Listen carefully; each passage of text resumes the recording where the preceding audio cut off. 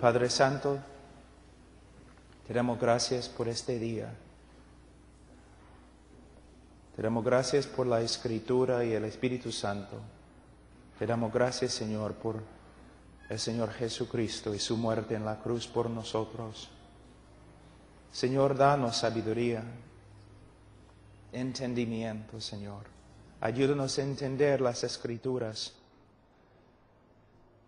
para que seamos ministros capaces, Señor, de llevar a cabo el trabajo que nos has dado.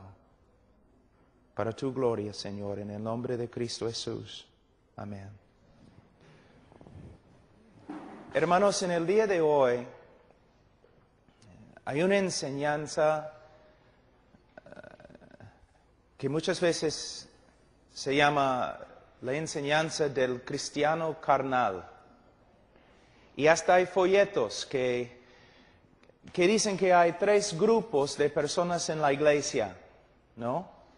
Hay personas que están en la iglesia que son inconversos, ¿no? Los inconversos, cristianos espirituales y cristianos carnales.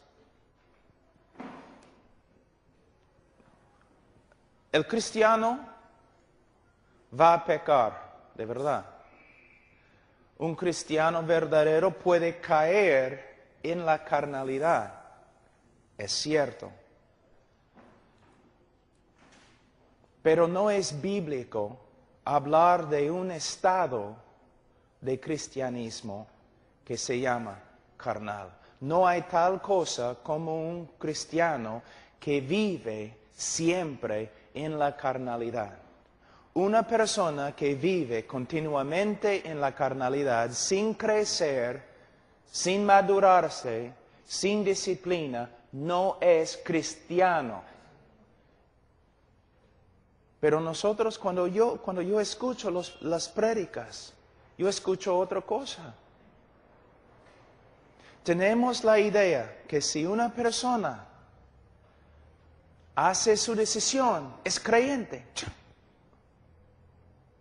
Si repite una oración, es creyente. Si levanta la mano en una campaña evangelística, es creyente. La evidencia de que una persona es creyente no es simplemente que ha levantado la mano o ha hecho una decisión. La evidencia se encuentra en cómo vive después de su supuesta conversión. La Biblia enseña claramente, mira lo que dice en 17, de modo que si alguno está en Cristo. La enseñanza es cualquier persona que de verdad está en Cristo, nueva criatura es. Ahora, hemos reducido la conversión en una decisión humana y nada más. Una persona hace su decisión para seguir al Señor, pero no es lo que la Escritura enseña. La conversión verdadera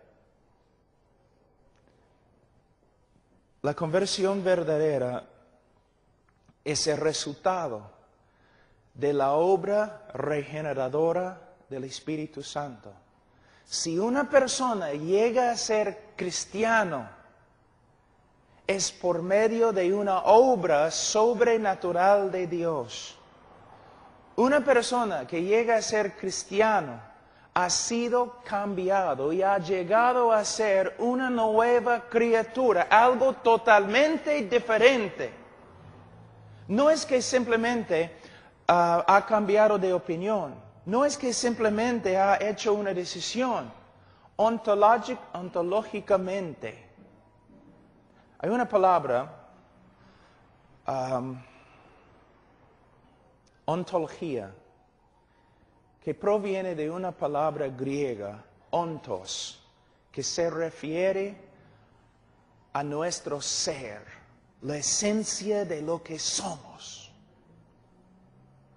una persona, cuando se convierte, cambia ontológicamente. Su misma esencia se transforma. El hombre que llega a ser cristiano de verdad se transforma de adentro, su naturaleza cambia. Dios, según Ezequiel capítulo 36, Dios saca su corazón de piedra y pone en su lugar un corazón de carne. Un corazón de piedra es un corazón que no puede responder a Dios. Dios saca este corazón y pone en su lugar un corazón de carne, que significa un corazón vivo que puede responder a la voluntad de Dios. Cuando una persona se convierte, llega a ser una nueva criatura. Y por eso tiene que vivir de una manera diferente. Porque de verdad es ontológicamente una criatura nueva. Voy a darte una ilustración. Vamos a decir que tengo un plato fino de ceviche, papa a la huancaína, ají de gallina, todos mis favoritos. Un plato así. Y acá tengo un plato grandote de basura. Y atrás hay un choncho. Y yo digo a Martín, Martín, suelta el chancho. Y el chancho corre. ¿A qué plato va a ir el chancho? ¿Va a comer del plato fino? No. El chancho va a ir y comer del plato de basura. ¿No es cierto? ¿Por qué? Porque es chancho. Chanchos comen basura. Y va a estar ahí comiendo la basura, así, comiendo la basura. ¿Por qué? Es lo que es. Es chancho, pues. Pero vamos a decir que en un ratito, yo tengo el poder de cambiar el chancho, en un ratito, de chancho a hombre. Hay cosas que un chancho puede comer que un hombre no puede comer. No puede. Aunque lo intenta, no puede hacerlo. Entonces el hombre va a sacar su cabeza del plato, va a vomitar, porque el hombre no puede comer basura así, va a vomitar, y no solamente va a vomitar, pero va a mirar, y va a ver a nosotros, y va a tener vergüenza. El chancho no tenía vergüenza, el hombre va a tener vergüenza, porque un hombre no come basura. El chancho no tenía ningún problema, él podía comer todo, pero el hombre ahora no puede comer, porque es otra criatura. Justo acabo de describir tu conversión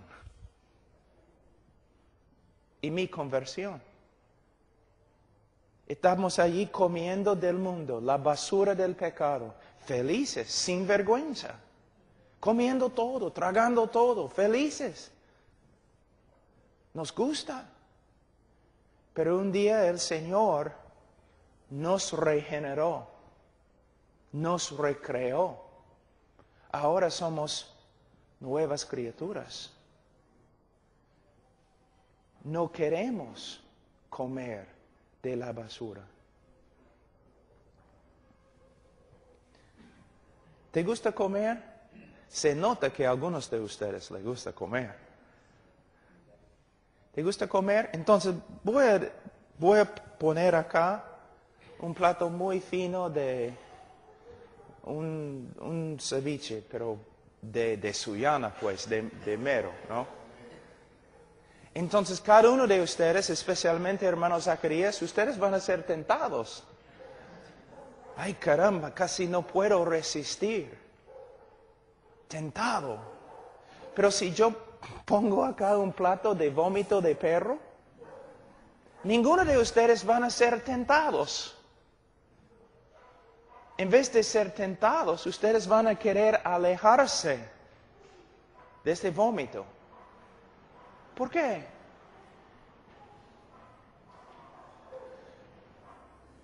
El problema, uno de los problemas más grandes en el cristianismo en el día de hoy es que hemos dejado de ver la conversión correctamente. Vemos la conversión como solamente una decisión humana y no podemos ver, es una obra creativa, recreativa de Dios. Algo sobrenatural sucede. Somos diferentes. ¿Cómo puede ser? Algunos de ustedes tienen testimonios igual como el mío.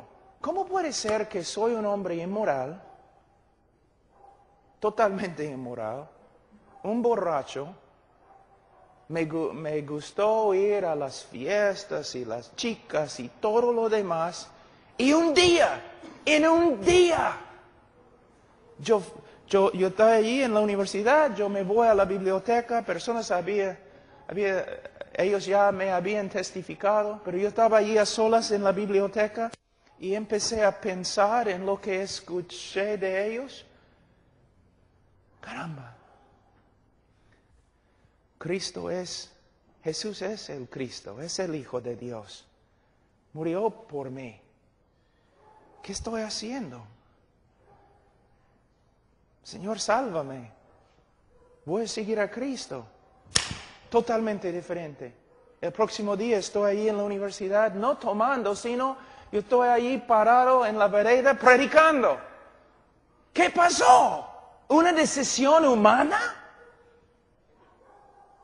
En un ratito había un cambio.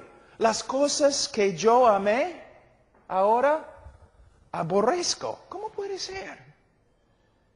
¿Una decisión humana? Algunos de ustedes eran drogadictos, fumando pasta un día. ¡Pum! No es que tengo que resistir la pasta, no, es que no quiero. ¿Qué pasó? Es una obra recreativa de Dios. La salvación es una obra sobrenatural, pero nosotros hemos reducido esta obra divina a nada más que una decisión humana que no tiene poder. Y una persona puede ser salva entre nosotros supuestamente y nunca cambia. Nunca cambia. Mira, la obra de Dios en la salvación es más grande que la obra de Dios en la creación del mundo. ¿Te das cuenta? Mira, el mundo fue creado ex nihilo, de nada. Ex nihilo, es una frase latina. El mundo fue creado ex nihilo, de nada. De la nada. Pero en la salvación es una obra aún más difícil, porque Dios crea no ex nihilo, de la nada, sino usando una masa corrupta.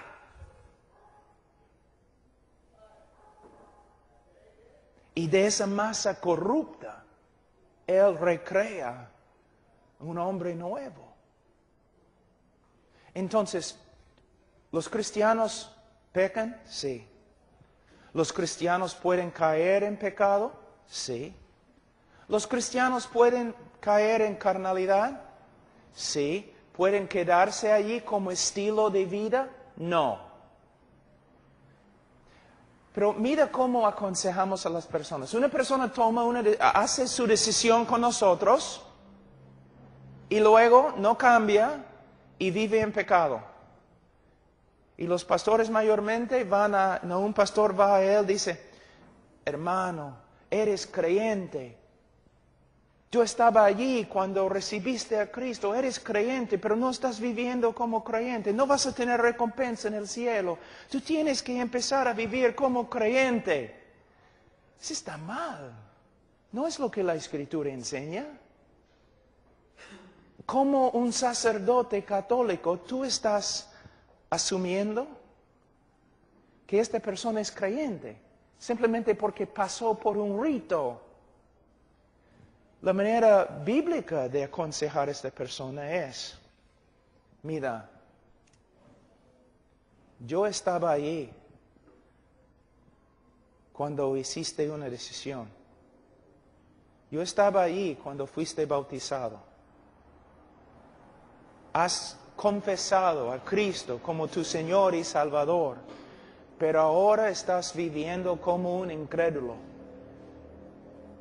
Tú necesitas examinar tu vida con la Escritura, conmigo, porque es muy posible que tu profesión de fe fue falsa.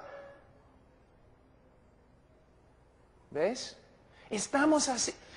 Si uno estudia la historia de la iglesia, es casi siempre la iglesia católica. Primeramente, cuando digo iglesia católica, no me gusta decir eso, porque la iglesia católica nunca ha sido una iglesia.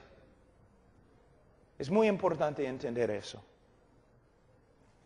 La iglesia católica siempre ha sido una abominación desde el comienzo. Pero, aún entre los evangélicos, tenemos épocas de un evangelio puro y épocas de perder el evangelio y épocas de redescubrir el evangelio.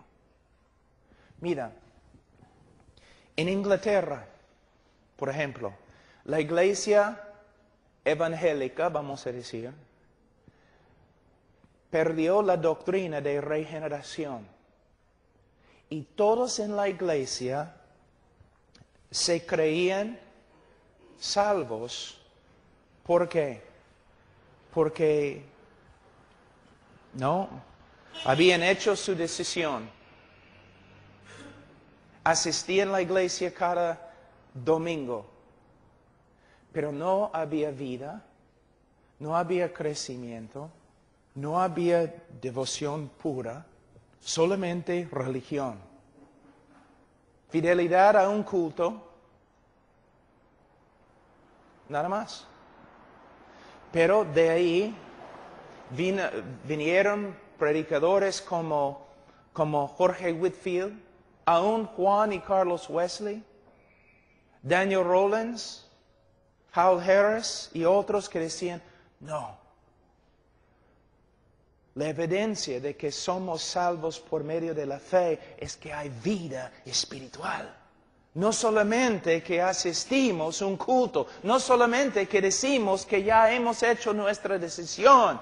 La evidencia de la fe verdadera es que hay vida espiritual y nosotros vivimos como cristianos. Ahora, mira lo que dice. De modo que si alguno está en Cristo, nueva criatura es. Las cosas viejas pasaron, he aquí, todas son hechas nuevas. ¿Y por qué? Porque podemos tener la confianza que en cada creyente verdadero va a haber una transformación. Y todo esto proviene de Dios. La salvación es una obra de Dios. Es una obra de Dios. Y el que comenzó la obra va a cumplir la obra. ¿Por qué? Por causa de su reputación. Mira, Israel, Dios había salvado a Israel de Egipto. Pero Israel se rebeló contra Dios en el desierto. Dios probó a Moisés diciendo, Moisés, aléjate de ellos, voy a destruirlos y voy a hacer de ti un pueblo nuevo. Moisés intercedió diciendo, no, Señor, porque tus enemigos van a decir que aunque tuviste poder para sacarlos del Egipto, no tenías suficiente poder para meterlos o llevarlos a su tierra. Tus enemigos van a hablar de ti diciendo que no tienes poder, que no eres fuerte, que no eres el Dios de los dioses, porque fracasaste. Tú pudiste salvarlos de Egipto, pero no puedes llevarlos a su tierra, no puedes terminar lo que has empezado. Pero eso es exactamente lo que nosotros estamos diciendo en el día de hoy. de verdad. Nosotros decimos, sí, Dios ha salvado a esta persona, pero Dios no puede cambiarlo porque esta persona no quiere.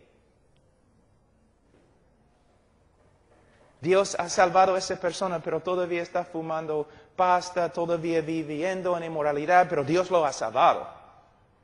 Y todo el mundo se burla de nosotros. ¿Te das cuenta? Y se burla de Dios y su salvación. Su salvación no tiene poder. Él puede salvar a una persona de la condenación, pero no tiene el poder para salvar a una persona del poder del pecado en su vida. Es contrario a lo que la Escritura enseña. Vamos a estudiar todo esto mañana. Hoy día vamos a hablar de las evidencias de la fe cristiana. ¿Cuáles son las evidencias de que una persona de verdad es cristiana? Pero yo tenía que hablar de eso un ratito antes de empezar el estudio. Vamos a 1 de Juan.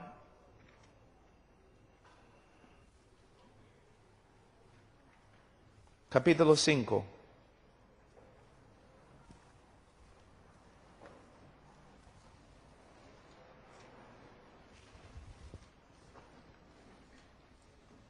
Versículo 13. Estas cosas os he escrito a vosotros que creéis en el nombre del Hijo de Dios, para que sepáis que tenéis vida eterna y para que creáis en el nombre del Hijo de Dios. El propósito del libro de 1 de Juan es para dar seguridad a los creyentes de que de verdad son creyentes y son salvos. Ese es el propósito del libro. En este libro encontramos varias pruebas. Y nosotros podemos usar estas pruebas para examinar nuestras vidas, para determinar, ¿de verdad somos cristianos? Ahora, guarda tu sitio en 1 de Juan y vamos a volver un ratito a 2 Corintios, pero capítulo 13.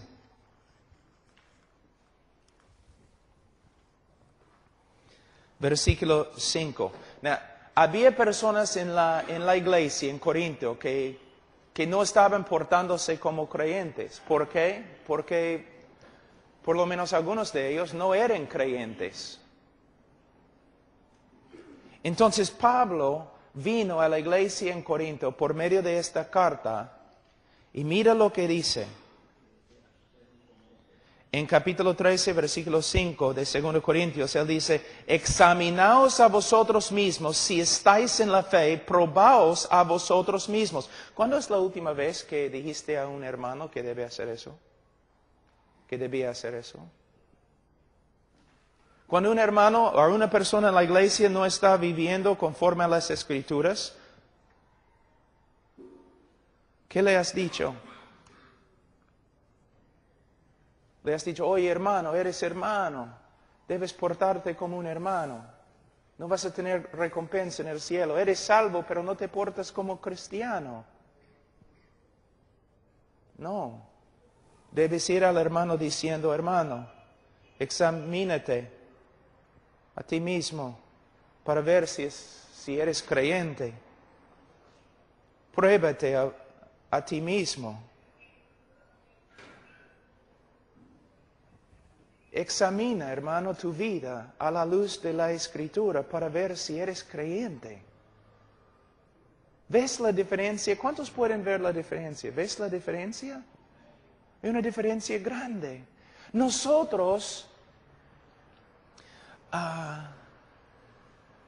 presumimos que la persona es creyente. Y empezamos a aconsejar, diciendo, es creyente, ahora voy a aconsejarlo. Pero no es lo que la Biblia dice, es lo que la Iglesia Católica hace. Cuando la Iglesia Católica ve a un católico en la calle viviendo como un diablo, el sacerdote no va a él diciendo, no eres creyente, no eres cristiano, no eres católico. Solamente le dice, mire, tienes que empezar a portarte como un católico. ¿Ves? Nosotros hacemos lo mismo. asumimos que es creyente, que sea creyente. Cuando lo que debemos hacer es mirar su vida y decir, no estás viviendo como creyente. Es muy posible que no seas creyente. Examínate a la luz de la Escritura para ver si eres salvo. Algunas personas dicen, pero la Escritura dice que no debemos juzgar. Bueno, debes tener cuidado porque estás torciendo la Escritura como Satanás. No es lo que significa. Porque en el mismo capítulo 7 de Mateo, Cristo dice que debemos juzgar sus frutos. Uno de los trabajos del pastor, una de las tareas, por ejemplo, nosotros, todo nuestro ministerio de HeartCry, nos hemos mudado a una iglesia en Alabama. ¿Saben por qué? Una sola razón, el evangelio que ellos predican. Y su manera de cuidar su rebaño. De verdad. Y practiquen disciplina bíblica en la iglesia. Mira cómo es. Un jovencito, a través de un club bíblico o escuela dominical o algo, hace su decisión. Después, cuando tiene como 13, 14 años, comienza a vivir, ¿no?, con sus amigos en la calle, pecando, rebelándose contra su papá, su mamá, todo lo demás. Entonces, muchas veces su mamá, aún el pastor o su papá, se acerca a él diciendo, oye, Juan, eres creyente, no debes vivir así en borrachera y con las chicas malas. Eres creyente, debes volver a la iglesia. Mira lo que estás haciendo, lo mismo como la iglesia católica. Lo que hay que decir a Juan es lo siguiente, Juan, fuiste bautizado en la iglesia, dijiste a todos que eres creyente, pero Juan, no te estás portando como creyente, te has apartado de la fe. Juan, no hay posibilidad de perder la salvación si uno es creyente, pero Juan, es muy posible que no eres creyente, porque no vives como creyente.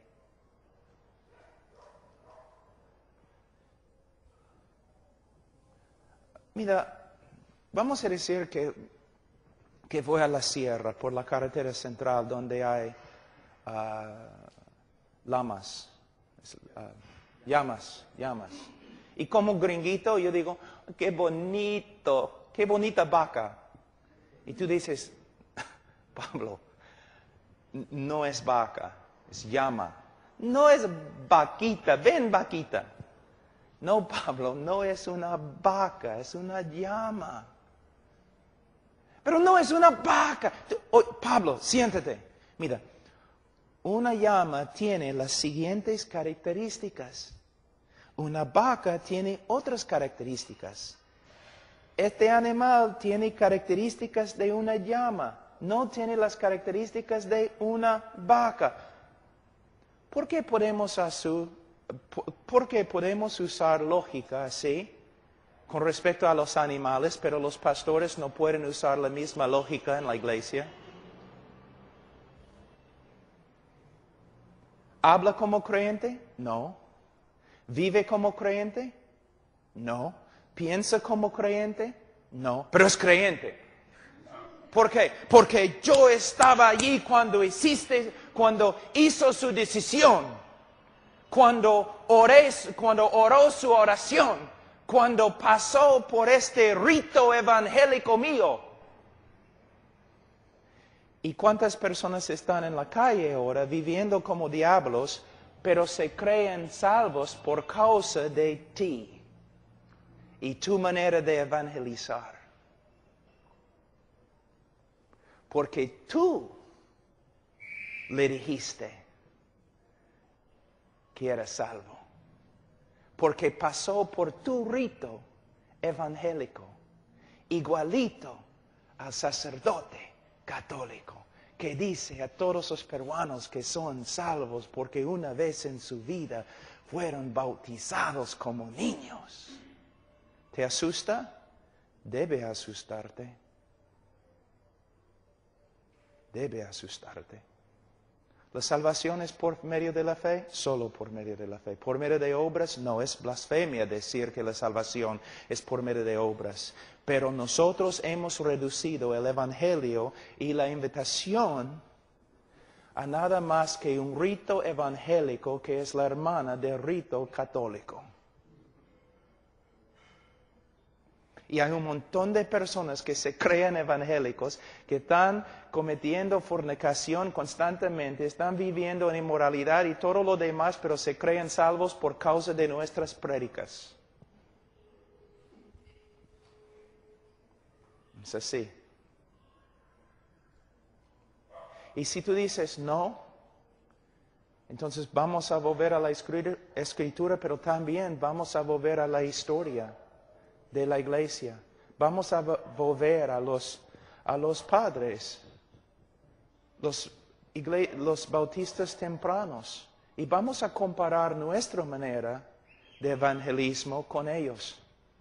Y vamos a ver algo completamente diferente. Porque cuando ellos predicaron, ellos también dijeron, la invitación es arrepiéntete y cree en el Evangelio. Y la evidencia de que has creído es que tu vida cambia, porque si alguno está en Cristo, nueva criatura es. Y si tú te dices cristiano, pero no cambias, entonces examínate a la luz de las Escrituras para ver si eres creyente.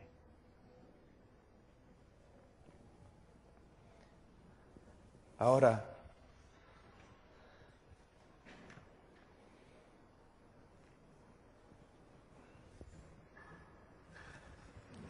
el tiempo vuela.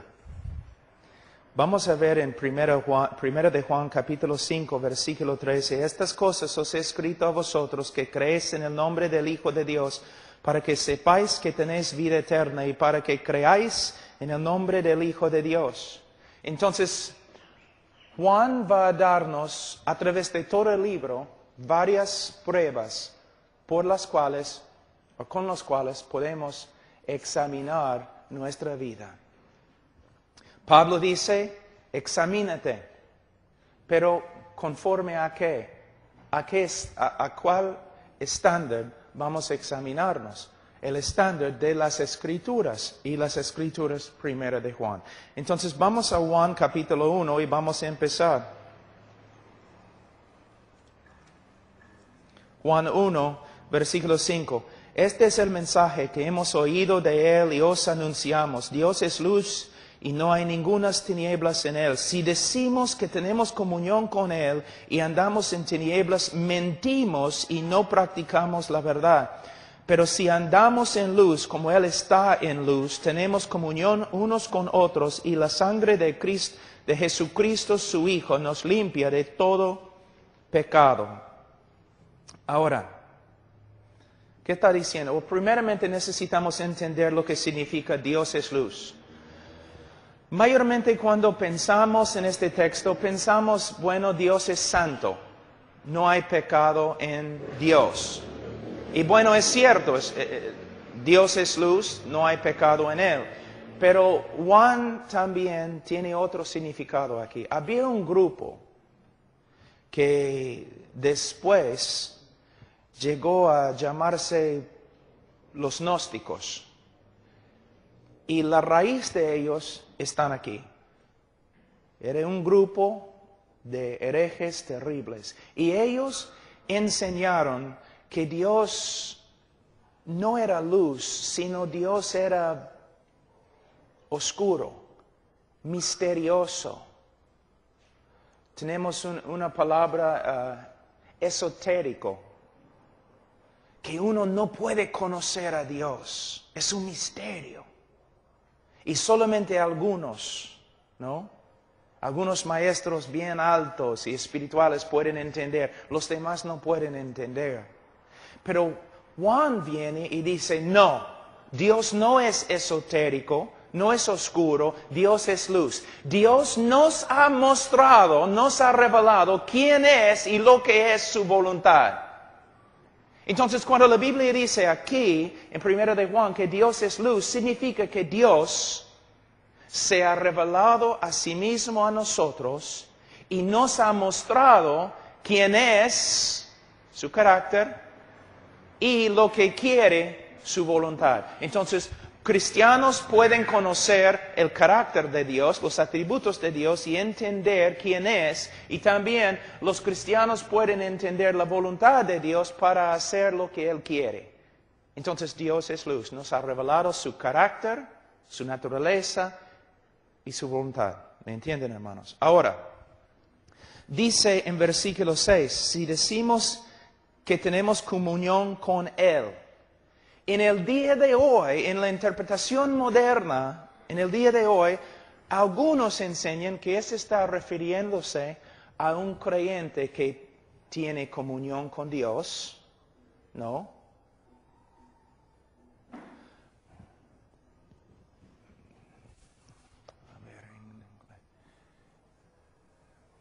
Ellos están enseñando que hay dos tipos acá.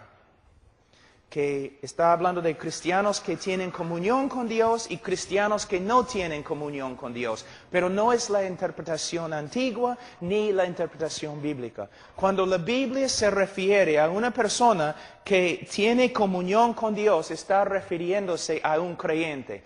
Una persona que tiene comunión con Dios es creyente, una persona que no tiene comunión con Dios no es creyente. Entonces no está hablando aquí de un creyente que puede tener comunión o otro creyente que no tiene comunión, sino si tienes comunión con Dios, eres creyente, si no tienes comunión con Dios, no eres creyente, es lo que está enseñando. Entonces, vamos a seguir. Si decimos que tenemos comunión con Él, si decimos que somos cristianos y andamos en tinieblas, ¿qué significa andar?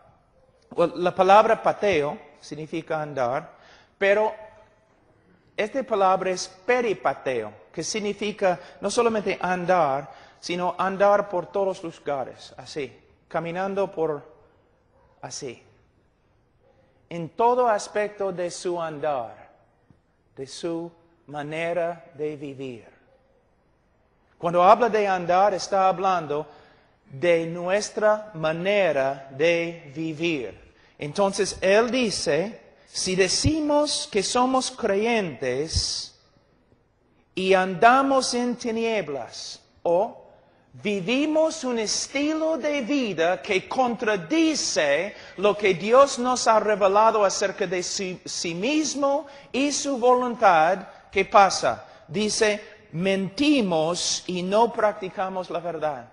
Entonces, una persona que dice que es creyente, pero su estilo de vida, no solamente un momento o 2 meses, pero su estilo de vida, después de confesar a Cristo como Salvador y Señor, después de supuestamente convertirse, si su estilo de vida contradice lo que sabemos acerca de los atributos de Dios, el carácter de Dios, su estilo de vida contradice la voluntad de Dios, él miente cuando dice que es creyente.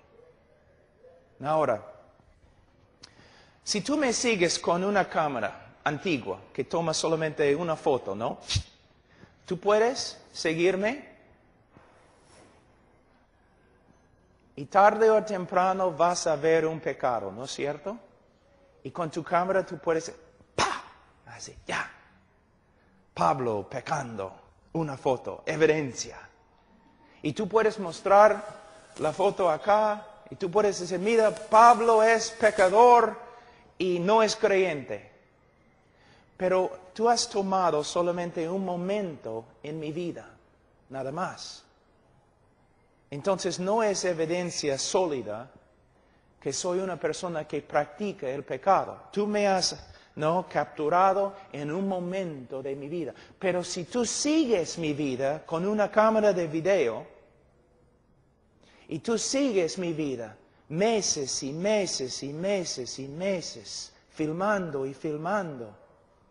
Y tú ves un estilo de vida que contradice lo que Dios dice acerca de sí mismo y contradice la voluntad de Dios que Él nos ha revelado, entonces tú debes ir a mí diciendo, Pablo, tú dices que eres creyente, pero tu estilo de vida contradice lo que sabemos acerca de Dios y contradice lo que sabemos acerca de su voluntad. Pablo, debes examinarte, debes probarte para ver si estás en la fe. ¿Ves la diferencia? Una gran diferencia. Mira, los pastores antiguos tenían dos preocupaciones principales que no se encuentran en la iglesia evangélica en el día de hoy. Sus preocupaciones principales eran, 1, predicando el evangelio verdadero. 2, cuidando al rebaño para asegurar que todos eran creyentes.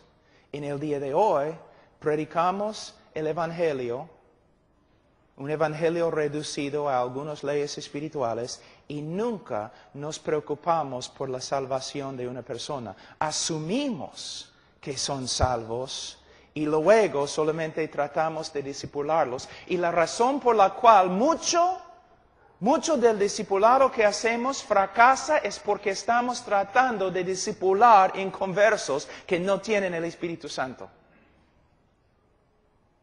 Estamos tratando de enseñar a los cabríos para que se porten como ovejas. ¿Ves? Entonces, la primera prueba es, si una persona de verdad es cristiana, va a vivir un estilo de vida que se conforma a lo que sabemos del carácter de Dios y la voluntad de Dios. Pero si una persona vive una vida, y mira, como pastor, vamos a hablar como pastor. Si hay una persona en la congregación que fue bautizado, que ha confesado a Cristo como Señor y Salvador, o ha hecho su decisión, y como pastor, estoy examinando su vida, mirando su vida, cuidándole. Es mi trabajo. Y yo veo que su estilo de vida contradice el carácter de Dios y contradice la voluntad de Dios. Yo no voy a ir a Él diciendo, no eres creyente. Pero voy a ir humildemente y decir, mira, aunque confieses a Cristo como Señor y Salvador, y aunque fuiste bautizado como tu pastor, yo tengo que decirte, tu estilo de vida contradice lo que sabemos del carácter de Dios y tu estilo de vida contradice la voluntad de Dios.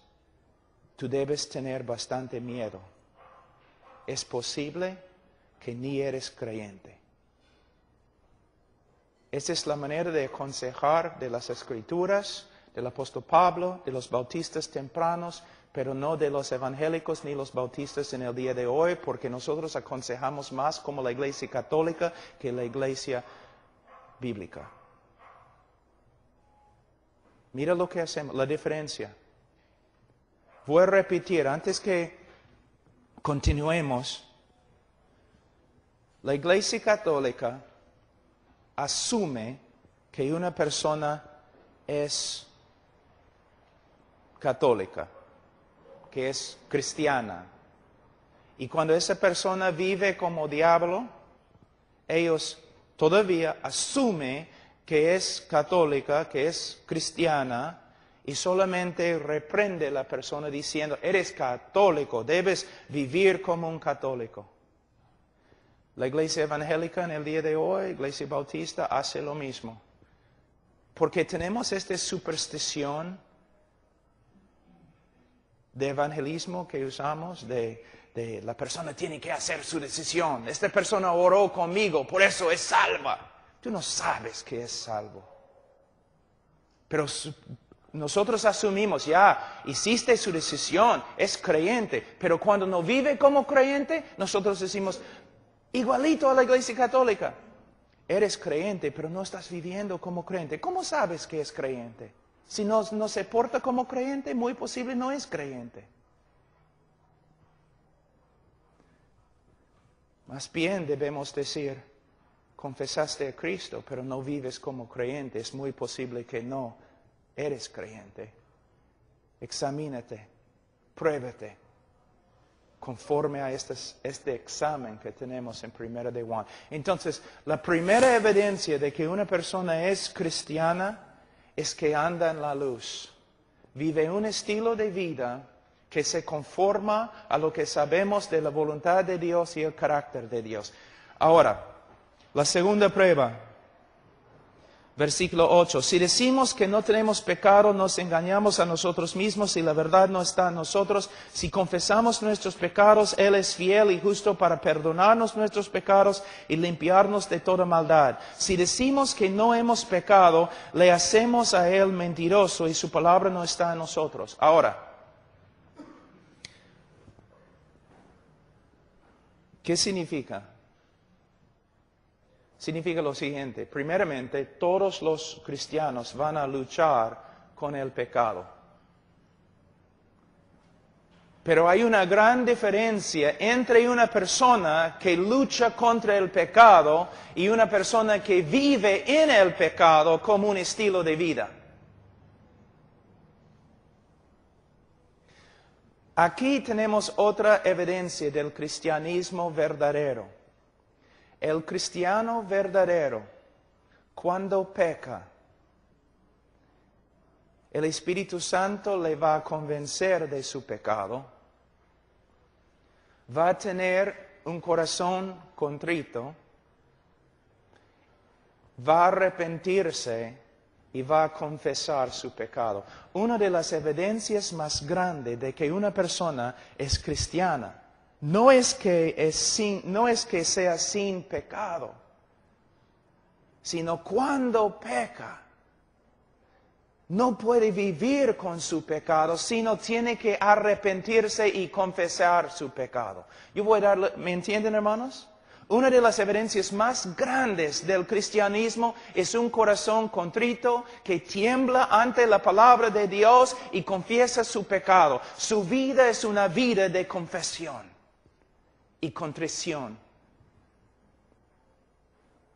Voy a darles un ejemplo. Y algunos de ustedes, pastores, van a reírse, porque es verdad. Una vez, pastor, estás predicando en la iglesia y el Señor comienza a hacer algo mientras estás predicando, quebrantando los corazones de personas, de creyentes, ¿no? El Espíritu Santo comienza a obrar quizás en el culto. Estás hablando acerca de pecado o una cosa y el Espíritu Santo comienza a quebrantar los corazones de los miembros de la iglesia. ¿No es interesante que casi siempre los que pasan adelante confesando su pecado y llorando son las personas más dedicadas en la iglesia? Y las personas más carnales en la iglesia se sientan ahí en la banca como si nada estuviera pasando. ¿Cómo es que las personas más devotas en la iglesia son las mismas personas que se quebrantan más en la iglesia? Y los más carnales nunca se quebrantan ni confiesan su pecado. ¿Por qué? Estamos viendo dos grupos. Los cristianos en la iglesia y los incrédulos en la iglesia. No, de verdad. Un cristiano, un pecador tiene, como dice Ezequiel 36, un pecador tiene un corazón de piedra que no se quebranta. Un cristiano tiene un nuevo corazón de carne que es sensible a la voz de Dios y cuando peca se quebranta. Y es cierto que un creyente, no como un incrédulo, pero un creyente verdadero puede un tiempo endurecer su corazón contra lo que sabe es verdad. Pero tarde o temprano, por medio de una prédica, por medio de la reprensión de otro hermano, por medio de simplemente una obra del Espíritu Santo o por medio de la disciplina, se va a quebrantar. Ese es el propósito de la disciplina en la iglesia que no se practica en el día de hoy.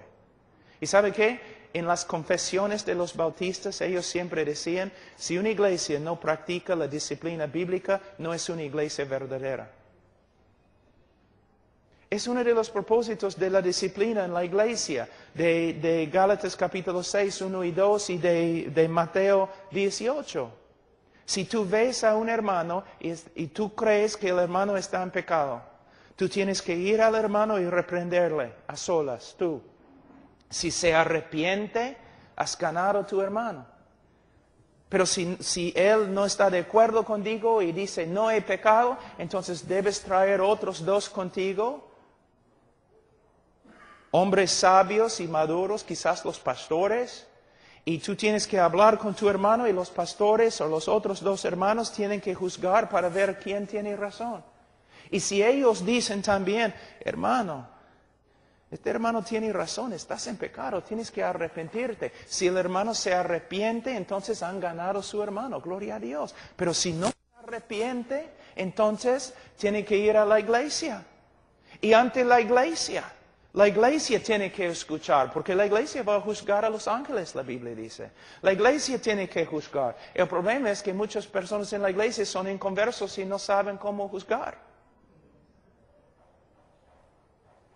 O no son maduros porque no estamos enseñando las Escrituras.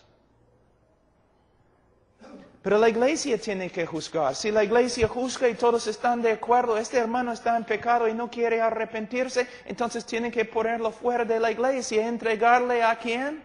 A Satanás, al diablo. Ahora, ¿qué va a pasar cuando se entrega al diablo?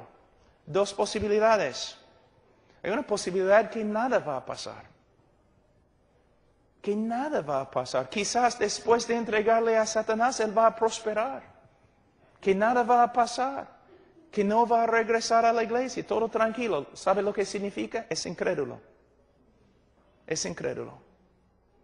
Pero si se entrega a Satanás y el hombre sufre y sufre y sufre y vuelva a la iglesia arrepentido, ¿qué significa? Es creyente. Porque Dios, hermanos, mira, cuán débil es nuestro Dios, ¿no? Dios quiere hacer tantas cosas en tu vida, pero tú no permites que Dios obre. Tú no permites que Dios obre. ¿Desde cuándo? O yo escucho a los evangelistas, Cristo está tocando a la puerta de tu corazón y está llorando, pero Él no puede abrir la puerta. Él no tiene el poder de abrir la puerta. Solo tú tienes el poder de abrir la puerta. La puerta pertenece a Jesús. Si Él quiere botar la puerta, Él puede hacerlo. ¿Qué Dios tienes? Un Dios de psicología. El que comenzó la buena obra la va a perfeccionar. Sí. Entonces, la segunda evidencia es que el cristiano verdadero, aunque peque, va a ser sensible a su pecado, va a arrepentirse y va a confesar su pecado. Ahora, otra prueba, versículo 6, capítulo 2. El que dice que permanece en Él debe andar como Él anduvo. Tú dices, entonces, Pablo, todos nosotros vamos al infierno. ¿Quién anda como Cristo? Tienes que entender lo que está diciendo. De nuevo está hablando de un estilo de vida. ¿Cómo? Una ilustración. Cuando yo era niño, chibolo de 5 o 6 años, nosotros vivimos en una chacra, teníamos caballos y vacas y todo lo demás. Y mi papá siempre, como a las 5:30 de la mañana, él entró a mi cuarto, siempre. Pablo, levántate, no hay descanso para los malos. ¿No? Entonces, ya me levanté, ¿no? Así siempre. Y teníamos que salir para dar alimento a las vacas en el invierno cuando había nieve y todo lo demás, o llevar agua porque los lagos se habían congelado. Entonces mi papá pasaba por el campo así, era un hombre muy grande, pasaba por el campo así, ¿no? Y yo quería ser igualito a mi papá, yo quería caminar como él, pero él era así, yo era así. Pero cuando él estaba caminando en la nieve, yo podía ver sus huellas, ¿no? Y yo quería poner mi pie donde él había puesto su pie. Entonces él estaba caminando así, tranquilo. Y yo, como una araña borracha, yo estaba caminando, ¿no? Y a veces, tratando de caminar así, caía. Yo no podía caminar como mi papá. Era una lucha para mí caminar como mi papá. Pero si una persona está observándome, él puede discernir al toque, este niño quiere ser como su papá. ¿Ves? No tiene el poder de hacerlo. A veces cae. Pero se nota que este niño quiere ser como su papá. A pesar de sus fracasos, a pesar de su incapacidad, su impotencia, él quiere ser como su papá. Entonces, si tú tienes una persona en tu iglesia y no se nota nada de discipulado, sus deseos, él quiere ser como los mundanos, él quiere ser rico, él quiere no sé, tener fama entre los incrédulos y todo lo demás. ¿Qué significa? No conoce a Cristo quizás. Pero si tú tienes un hermano en la iglesia, y a veces tenemos hermanos verdaderos en la iglesia, que caramba, nosotros decimos, Señor, llévalo al cielo. Es un desastre, Señor. Pero se nota, a pesar de todo, se nota de verdad, este hombre quiere ser como Jesús. No es tan inteligente como los demás. Sería más fácil discipular un burro. Pero de verdad se nota. Hay una realidad de Dios en su vida y Él quiere ser como Dios, como Cristo. Él quiere andar como Él. Pero ¿cuántas personas se dicen cristianos?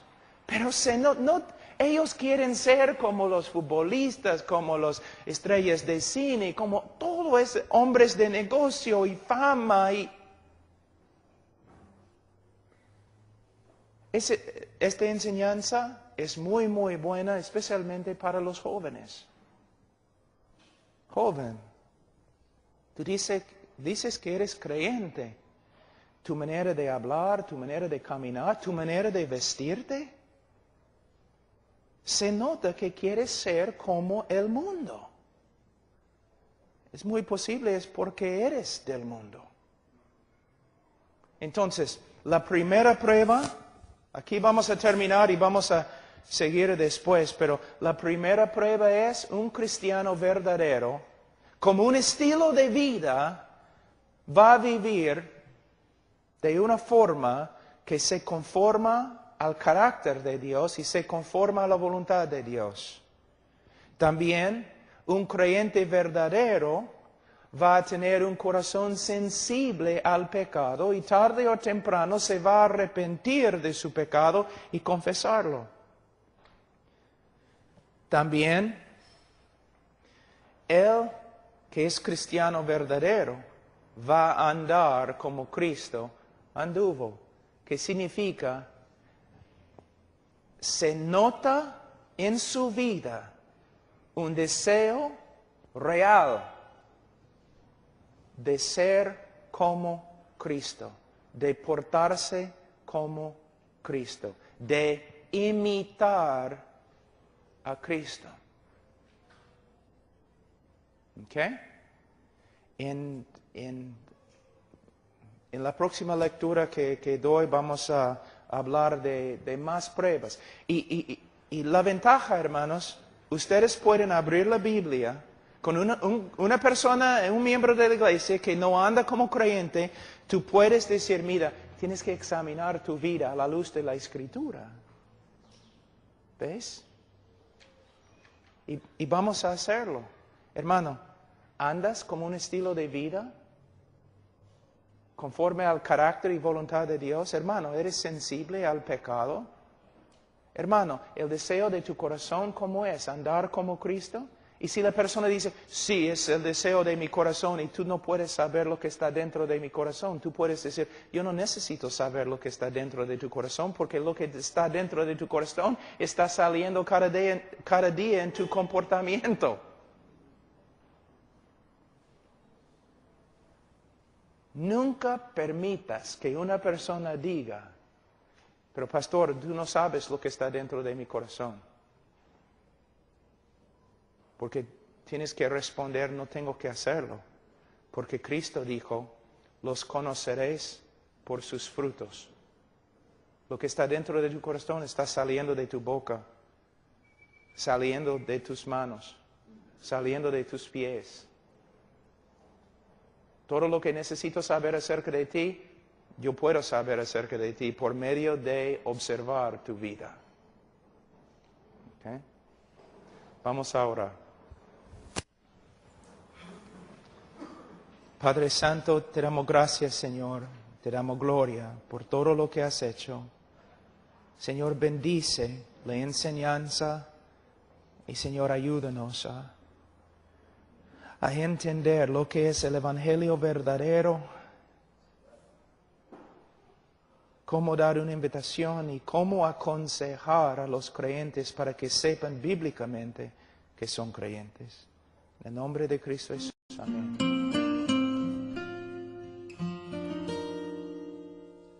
En un ratito, yo tengo el poder de cambiar el chancho, en un ratito, de chancho a hombre. Hay cosas que un chancho puede comer que un hombre no puede comer. No puede. Aunque lo intenta, no puede hacerlo. Entonces el hombre va a sacar su cabeza del plato, va a vomitar, porque el hombre no puede comer basura así. Va a vomitar, y no solamente va a vomitar, pero va a mirar, y va a ver a nosotros, y va a tener vergüenza. El chancho no tenía vergüenza, el hombre va a tener vergüenza, porque un hombre no come basura. El chancho no tenía ningún problema, él podía comer todo, pero el hombre ahora no puede comer, porque es otra criatura. Justo acabo de describir tu conversión y mi conversión. Estamos allí comiendo del mundo, la basura del pecado, felices, sin vergüenza, comiendo todo, tragando todo, felices. Nos gusta. Pero un día el Señor nos regeneró, nos recreó. Ahora somos nuevas criaturas. No queremos comer de la basura. ¿Te gusta comer? Se nota que a algunos de ustedes les gusta comer. ¿Te gusta comer? Entonces, hemos reducido la conversión en una decisión humana y nada más. Una persona hace su decisión para seguir al Señor, pero no es lo que la Escritura enseña. La conversión verdadera,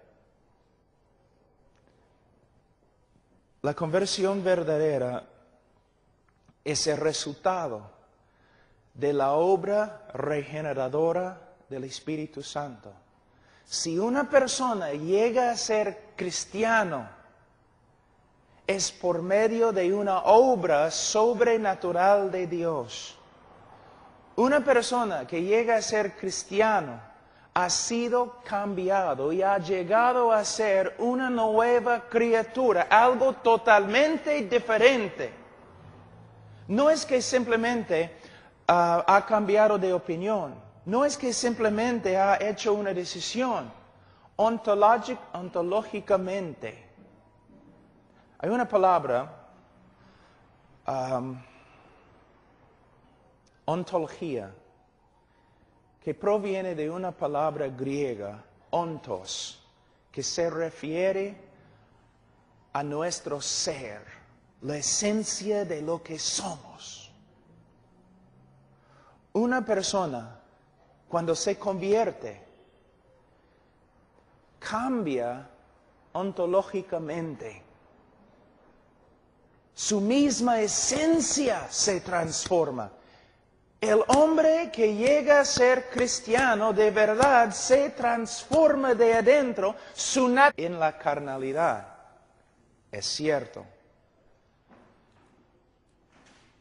Pero no es bíblico hablar de un estado de cristianismo que se llama carnal. No hay tal cosa como un cristiano que vive siempre en la carnalidad.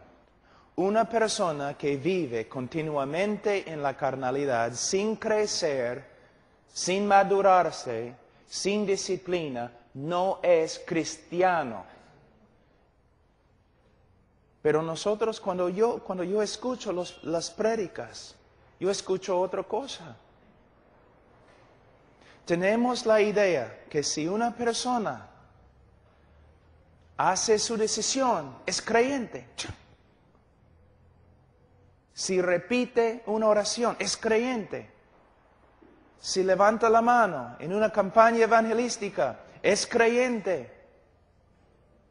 La evidencia de que una persona es creyente no es simplemente que ha levantado la mano o ha hecho una decisión. La evidencia se encuentra en cómo vive después de su supuesta conversión. La Biblia enseña claramente, mira lo que dice en 17, de modo que si alguno está en Cristo. La enseñanza es cualquier persona que de verdad está en Cristo, nueva criatura es. Ahora,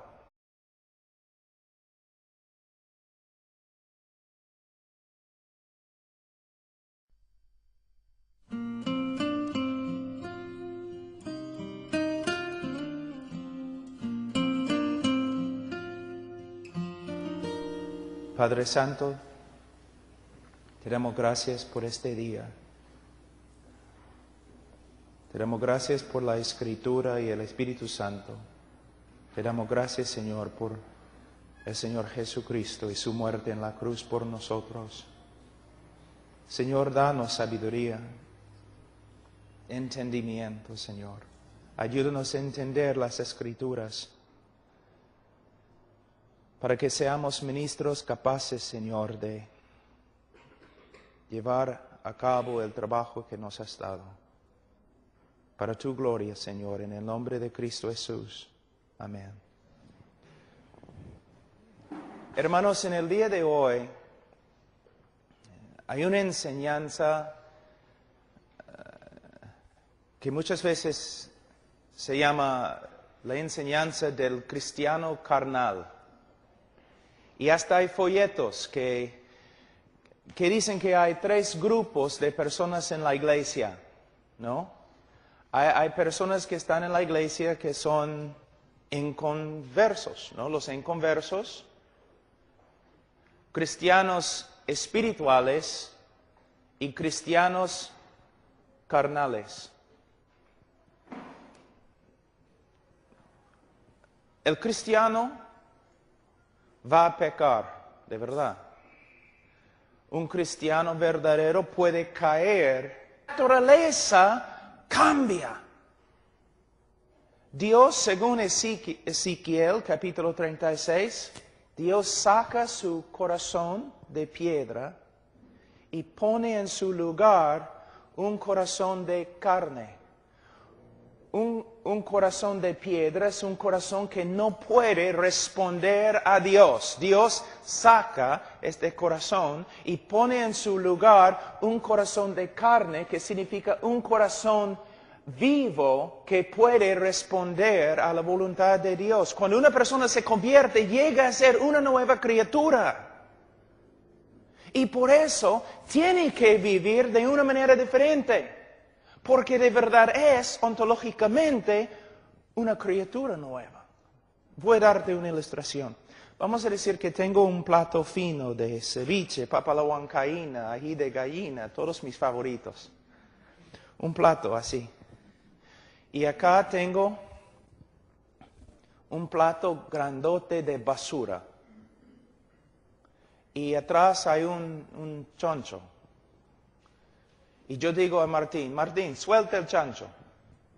Y el chancho corre.